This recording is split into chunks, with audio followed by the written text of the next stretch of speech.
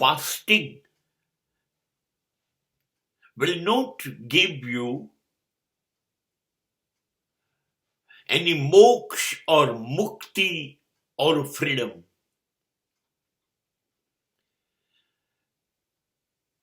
ખબર નહીં ધર્મશાસ્ત્રોએ અને ધર્મ પુરુષોએ ઉપવાસને જે મહત્વ આપ્યું છે,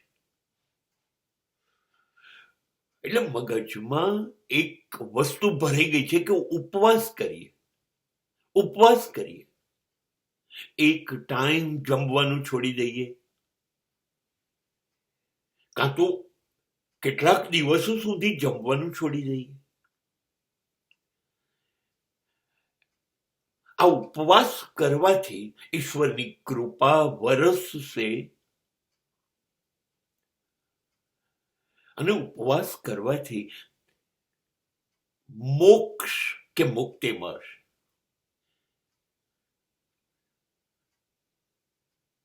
ઉપવાસ એટલે ભૂખ્યા રહેવું.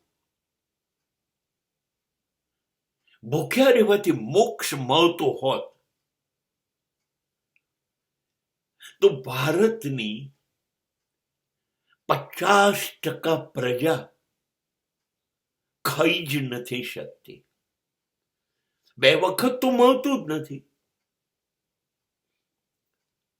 તો તમે એક ટાણાના ઉપવાસની વાત કરો છો તો રાષ્ટ્રના 70 કરોડ માણસો તો કાયમી જન્મ્યા ત્યાંથી મરે છે ત્યાં સુધી એક ટાણું જ ખાય છે. આ જન્મમાં સુખી નથી થતા, મરીને જીવી રહ્યા છે. તો એ લોકો મર્યા પછી મોક્ષ કેવી રીતે મેળવશે જ્યારે ભૂખ્યા પેટે આંતરડી કકળે છે ત્યારે? અને આવી રીતે તો વિશ્વમાં કરોડો લોકો ભૂખ્યા છે, જોવા નથી મળતું જમવાનું. આ બધાને મોક્ષ મળી જશે? કહેતા ભી દીવાના, સુનતા ભી દીવાના. શાસ્ત્રમાં ઉપવાસનો અર્થ છે, ઉપવાસ એટલે ની નજીક બેસવું, ઈશ્વરની નજીક બેસો, ઈશ્વરનું ધ્યાન ધરો, એના સ્મરણમાં ખોવાઈ જાઓ તો ખાવાનું ભૂલી જવાય. તમને યાદ જ ના આવ્યું. તમે ઈશ્વરને યાદ કરવા બેઠા તો ભૂલી ગયા કે ખાવાનું પણ હોય છે. ઉપવાસનો અર્થ એ હતો કે ખાવાનું ને એ ભૂલી જાઓ અને માત્ર યાદ રાખો ઈશ્વરનું સ્મરણ, ઈશ્વરમાં ખોવાઈ જાઓ.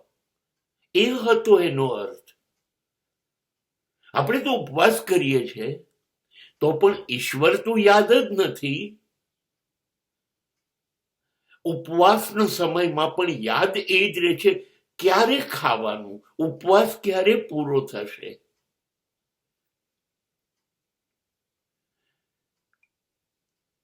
ક્યારે એક વખત જમવાનું છે સવારે તો એમાં જમવાનું, એક વખત જમવું છે સાંજે તો સાંજે જમવાનું.